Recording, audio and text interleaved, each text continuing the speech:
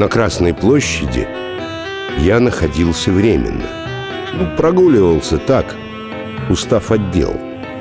Меня менты, представьте, не пустили к Ленину.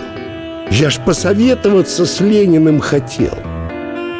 Брусчатка стылая, замерз. Поземка стелется. Свернул к Лубянке. Да лучше б не ходил. Друзья, товарищи, братва, верните Феликса. Что деется, Иисусе Господи? И я решил, пойду-ка я к Никулину. От цирка к цирку, на бульвар Цветной.